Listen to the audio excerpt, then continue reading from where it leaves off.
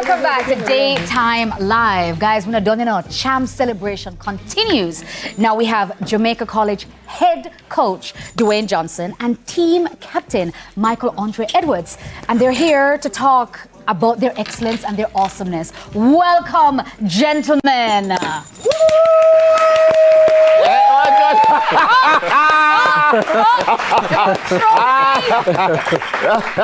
Trophy. Yeah. But notice, please, can we guess he's loud. Why is he so loud? Because he have all my fault. No, wait, all because of the medal. 8 gold medals. Look there, look there. Well, blinging. Blinging. When I talk about after the show, yeah? When I talk about champion boy, no, man, that's exactly. Champion. We love it. We love it. All right, so, coach. Yeah. Congratulations. How does it Thank feel? you. How does it feel to be the CHAMPS winning coach? I'm this still year? pinching myself. Like, I thought you were like, No, man. I mean, we worked towards it. We wanted it.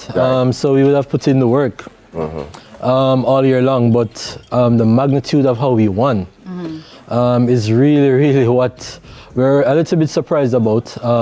Hey, you're pre-CHAMPS favorite, though. Yeah, I didn't think we were. KC lost. I thought you guys won. You guys. Yeah, man. So it was predicted to be closer. Right? Yeah. But I think Kingston College... Like kind of rough up thing.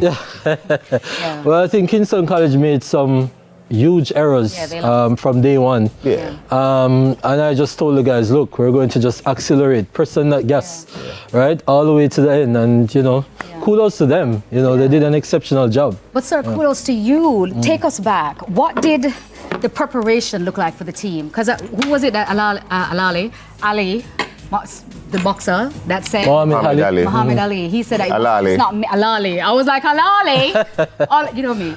He said that champion is not made in the ring. You know, it's made leading up to it. So what does that look like, preparation? Yeah, it's hard work. Blood, sweat and tears, as we like to say. So after last year CHAMPS, when we lost, I decided that, boy, I needed to come up with a plan because, hey, we're not going to be coming third every year. I'll be beaten by 80 odd points. Hey, that's not going to happen. So just sat down, put some things on paper, prayed about it, discussed it with the management team, roll it out, and, you know, the boys believed in everything that we were trying to accomplish. You know, some early morning training, some late night trainings and stuff, and we just get the job done. And Let's say I keep the secret still. And track and field is not just physical.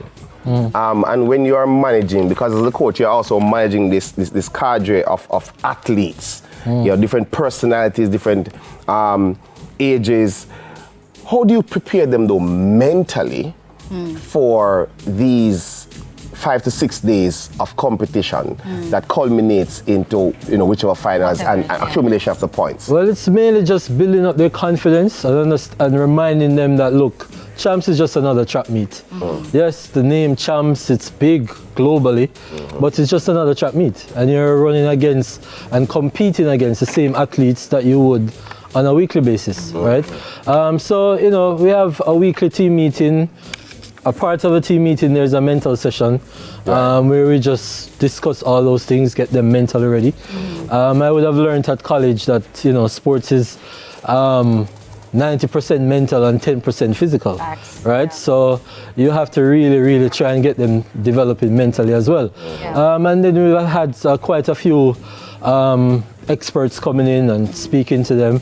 Dr. Gregory Horton, who's an Olympian himself, would have assisted us a great deal.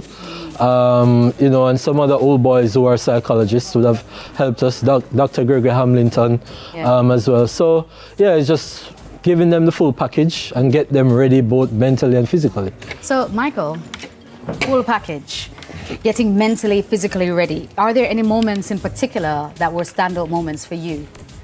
At the championship? Definitely. Or even before, even leading up? Tell us. Yes, sir. Let's win the championship. Okay, Definitely. let's focus on that for now. I think the 400 class 3 was a big deal because it was the first final of the night. We were all gathered in the room cheering. A class 4 won that. That's a boy thing, you know. And a boy class 4 was a 1-2, you know. Exactly. And then the very next day, another class 4 won a long jump, and his last jump. And a boy thing, nothing. Like, those things, like, they raised the camp so much, and they make us want to push even more. I think those are the 2 biggest highlights for me. for you. Those are your How many events do you do? 2. You do 2 events. Yeah. Out of both, which events are those? Long and triple jump. Long and triple jump. Which one was the most challenging for you? But you won both, of course. And which one was? He's like, yes. Which one was the most challenging, and which one was more gratifying to win? Interesting. Both triple jump. Because they brought us out there on time, but no, not on time, a little bit later because it had rained a little bit, so they were behind. But then, so we got out there, then the opening ceremony happened. So we had to warm up, sit down for 45 minutes and watch the opening ceremony, then warm up again, and then try to jump. So my first 3 jumps were atrocious. Right. I was like warming up. Even though I was leading the competition, they were like technically really bad, and like I didn't feel good. I felt I was like, Right. But that was the first time at a championship I was like wondering if I was like really there. Right. Yeah. So then the next 3, as soon as I started to like get into my groove, and the last one I went over to a certain side of the stadium. Yes, there are a couple of things. That was very, very, very satisfying, guys. It's been 5 years. Yeah. 5 years of me not doing that stuff, not just winning and be like, yeah, I won. Thank you, guys. Thank you. Being all kumbaya with people. No, it's my last year, so I went over there and I expressed Focus by yourself. everything. You want God. Everything. Lego, everything. So now I'm free, released. Man.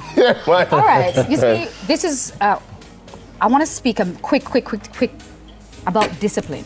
Because sometimes we think it's all about the talent and all that kind of stuff. Sometimes we forget about the little things that get us there. That's the discipline. Quickly, Coach and Michael, give us a little thing about how you maintain discipline in the team and how you maintain discipline within yourself. It's like a quick one. Well, it was most difficult, right? You're dealing with so much boys. By the way, our track team is about 150, right? So to deal with all those boys and getting them focused for 7 months, it's one of the hardest things to do as a coach, right? We have about 60 of them in our boarding facility at school. That is also difficult, yeah? But kudos to the dorm staff and the person that helps out to ensure that they just abide by the rules, like going to bed early. You know, sometimes we have to take away the devices because, you know, do that. Yeah, these youngsters nowadays, they just live on those devices, you know, so. Let me hear from Coach, we have a lot of time left. Personally, I changed a lot of things this year. I used to go to bed like 10:30 to 11. I wake up at like 5:30. And throughout the whole champs career, I've been getting injured all the time. So I was like, all right, let me just start a bit earlier. Try a bit early, like your mom. So like now, 9:45 to 10, I'm in my bed. And since then, I haven't got injured. And so those like small things, I think that's the most, that's the small things that I started changing this year that helped me to PB this year. Well, it seems that the discipline in Jamaica College is paying off, not just on the track, but also you guys are in the semi-finals of the school challenge quiz. Finals. The finals. Yes. The finals. Big up on yourself. Big up on yourself. Big up on yourself. Good luck. I'm here for it. Yeah, so. Because I've been to champs with like a JC tie, I'm going to leave a cry. So I'm glad to this time. Yeah. Right, so, of course, Jamaica College head coach, Dwayne Johnson, and team captain and multi-gold gold medal winner, Michael Andre Edwards. We also want to big up Edwin Allen High School. They are the girl champions of the competition for this year, and they could not join us today, but obviously big up nevertheless because they had other obligations. We'll bring them though. We'll bring them. Congratulations to both team, and of course, Daytime Live continues after the break. DJ Roddy G! Man up, one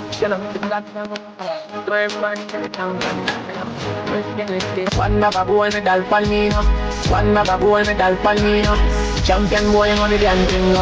Man up, put them a singing and temper. Come on!